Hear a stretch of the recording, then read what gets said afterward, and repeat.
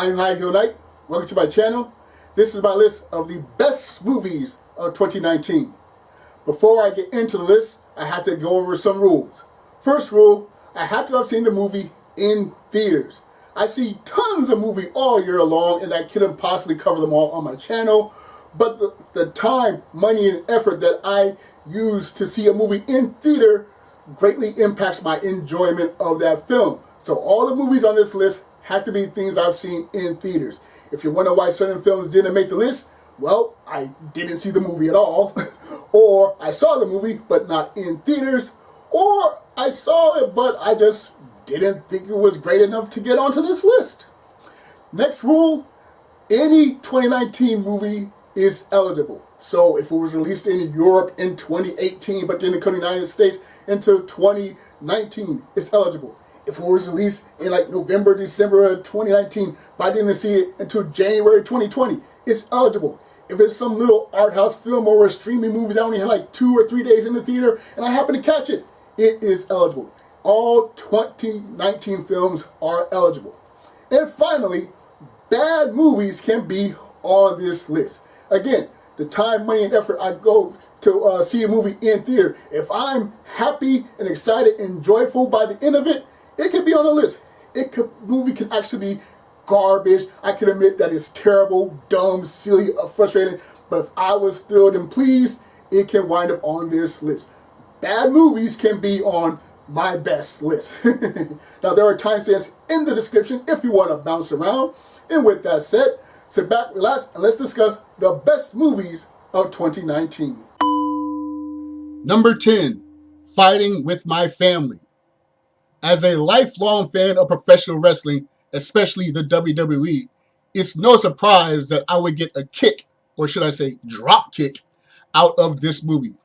There are plenty of coming-of-age stories framed around a sport or entertainment venue, but Fighting with My Family has something that several other stories don't. Fun! Yes, there are elements of tension, disappointment, social pressure, and bullying, but all of the characters are positive people and they are all pursuing careers that they genuinely enjoy.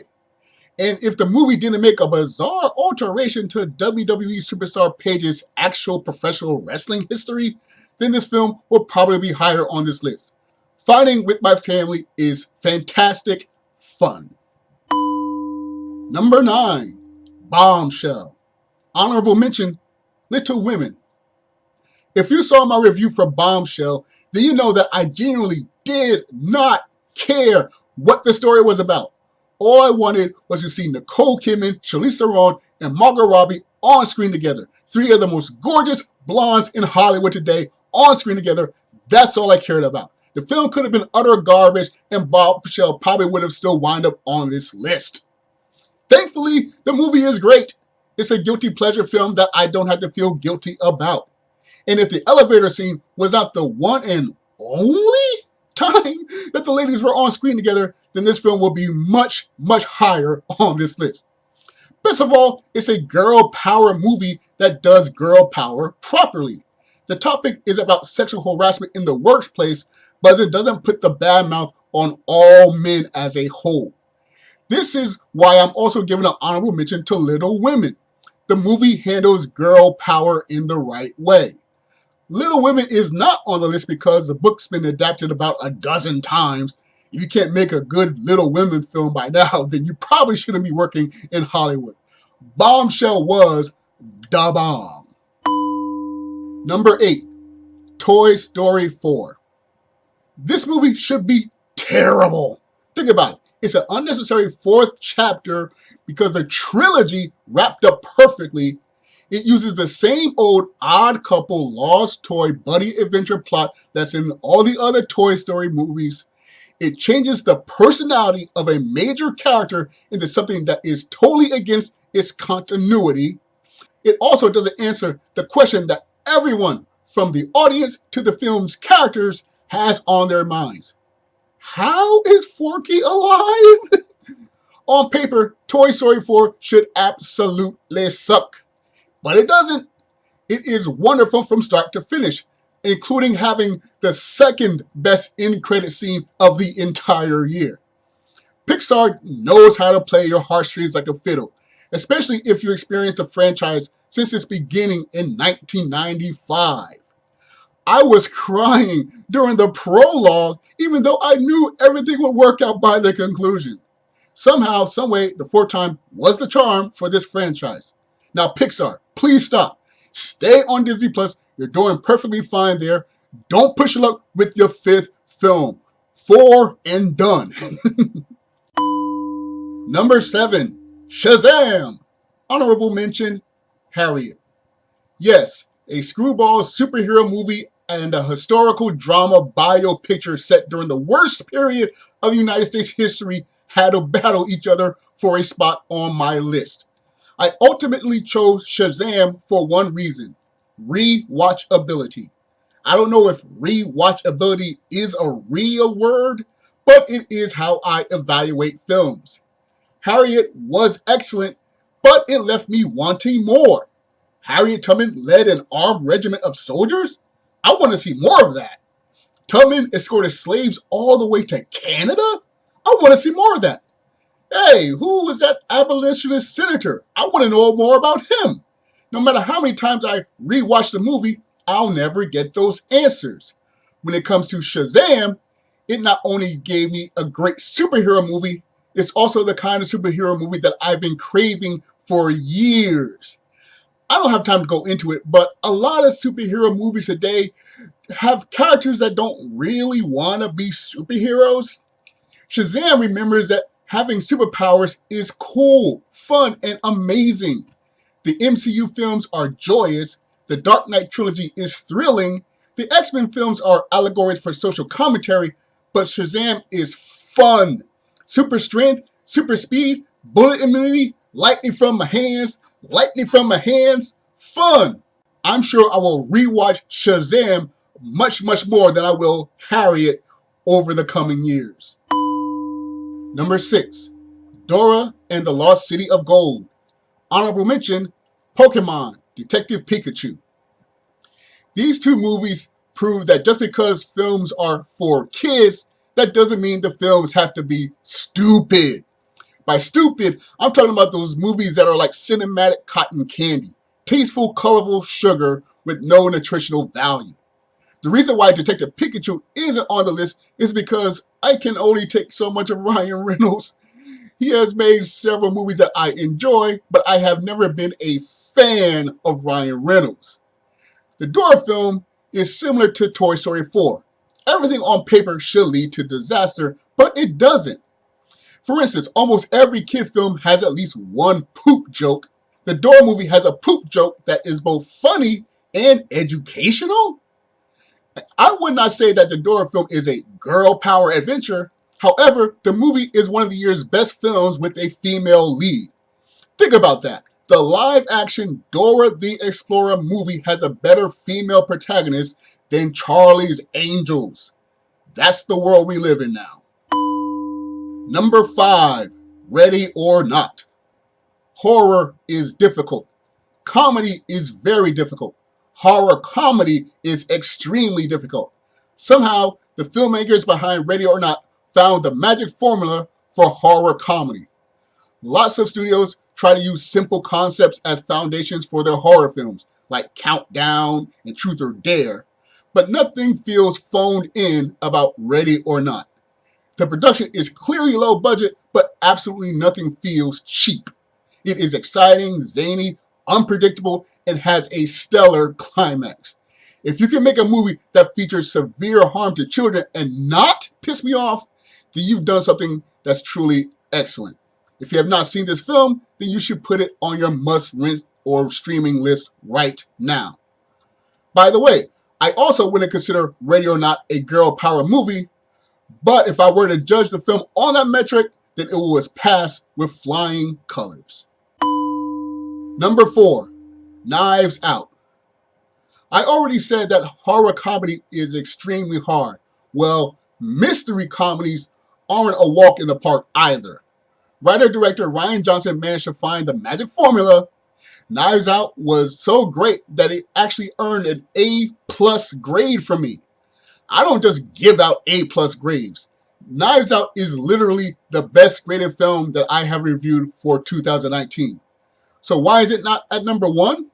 Because the movie was made by Rian Johnson, and I haven't gotten over what he did to the Star Wars brand. The Star Wars franchise is still recovering from the, let's say, divisive decisions that Johnson made with The Last Jedi. In fact, a major reason why The Rise of Skywalker was such a huge mess is because of the issues that were created by The Last Jedi. Long story shorter, I am being biased. I straight up admit being biased. Maybe 5-10 years from now, I'll get past what Johnson did to the Star Wars brand the same way I got over Joel Schumacher for Batman.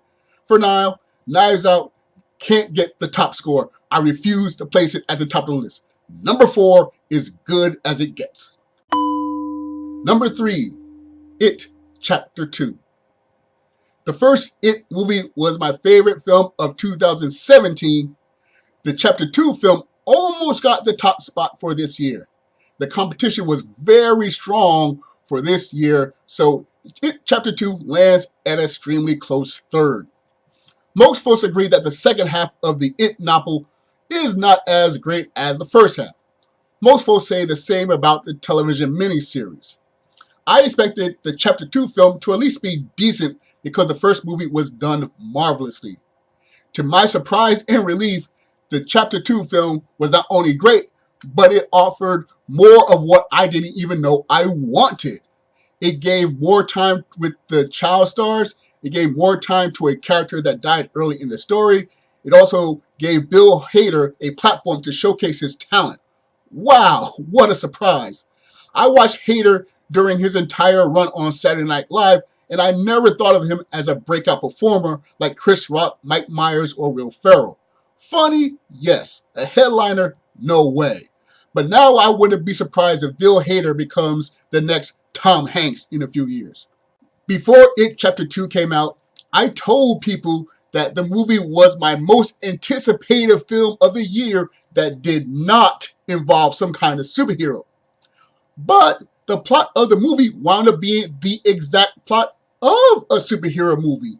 That movie is number 2, Avengers Endgame.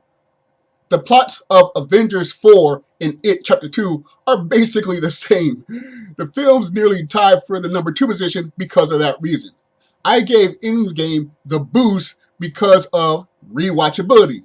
I saw the movie 3 times in theaters. I loved the film more and more with each viewing. It was very impressive considering that the film is 3 hours long. I love this movie so much that I would sit in the theater lobbies by the doorway of the movie while I waited for other films to start. The movie should be number 1 on this list. So why isn't it? The reason is simple. It disrespected Back to the Future.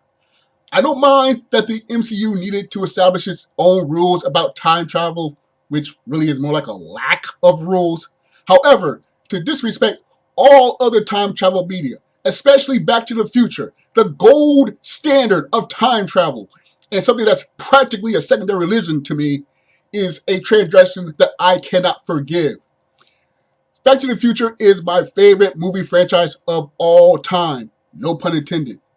So when Ant-Man said, and I quote, "So Back to the Future is a bunch of bullshit," the movie automatically lost any chance of being number 1. Number 2 is as good as Endgame gets, even though it does indeed deserve to be at the top spot. It's biased, but that's my list. Number 1, Us. No, I did not make Us number 1 because it's about a black family made by a black filmmaker. Assuming that you did not skip over number 2, you shall know that Us takes this victory by default. The movie is excellent, so I don't feel remorse about the technicality victory. As I said, both horror and comedy are difficult. Writer-director Jordan Peele decided to add the combustible element of social commentary into the equation, and the results yielded a film that was outstanding. Not only was the movie fun to watch, but it was also fun to debate with friends and families about the cultural themes of the film. A movie that can make you scared, make you laugh, and make you think. Jordan Peele is a genius. And the dual performances by all of the principal cast members are phenomenal. It is almost a shame that the movie came out in February because those actors deserve serious Oscar considerations. Us is not my true favorite movie of the year. Us is not my best graded movie of the year. Us is at the top of the list due to a technicality, but still, the movie is original, interesting, entertaining, and very, very rewatchable. Us gets the #1 spot for best movie of 2019. And yeah, it's great that Us is a black movie too. Okay, thank you very much for watching. I greatly appreciate it. Be sure to share whatever comments you want in the comment section, especially what movies you enjoyed during 2019. Be sure to like, share, and subscribe, or dislike, share, and subscribe. Once again, I'm High Hero Knight. Thank you for watching, and remember, find inspiration everywhere.